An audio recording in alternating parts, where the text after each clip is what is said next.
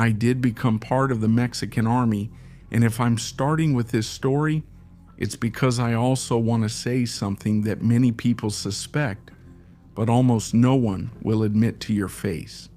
There really are corruption pacts, and there really are unwritten orders not to mess with a certain organization, even if everyone pretends not to know and says it's not true. I experienced it myself in Tamaulipas. I already had about 5 years of service, so I wasn't some new kid who might get things mixed up. You learn to read the environment, you know when something doesn't add up, and at that time, everyone in the battalion, and I'd say even in a good part of the region, knew very well that there was a specific organization you just didn't mess with.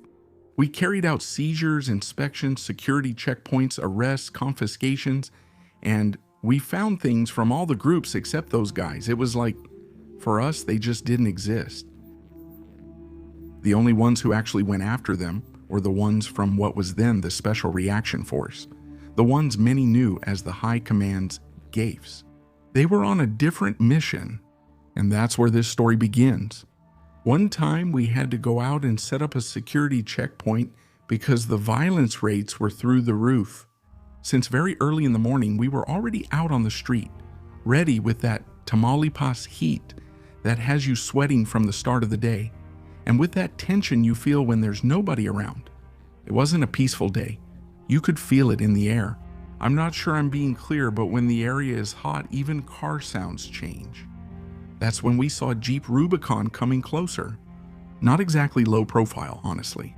We signaled them to stop, and since we had flashlights, we shined the light directly at them to blind them a bit and force them to stop properly.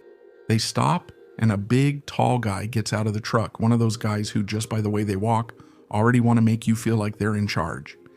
He had a handgun tucked into his waistband, but he wasn't alone.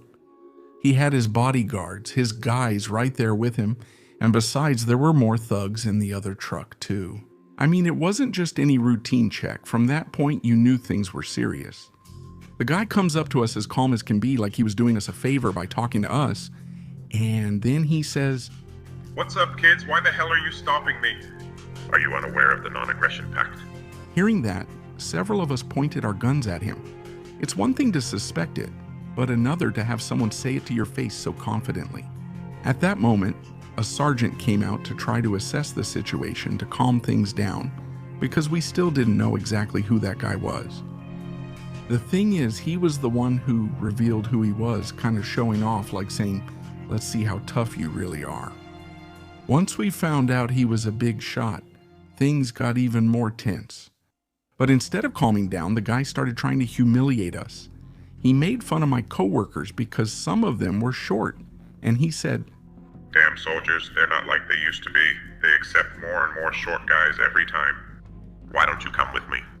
I'll pay you triple so you don't have to eat instant noodles anymore."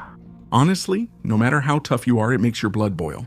But you remind yourself to hold on and not do anything stupid. The problem was that we had a colleague with us who had just joined, a girl who was only 18 years old, and you could tell she was still learning the ropes.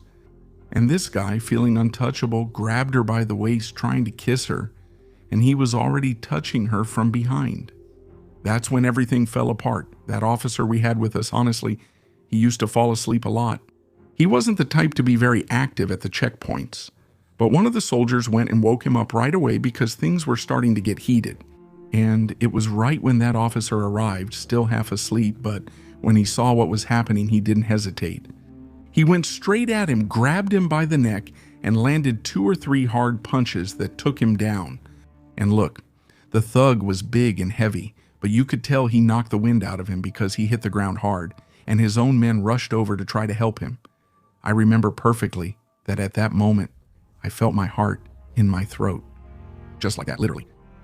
It's one thing to be armed, but another to know someone was beaten who we weren't supposed to touch under the agreement.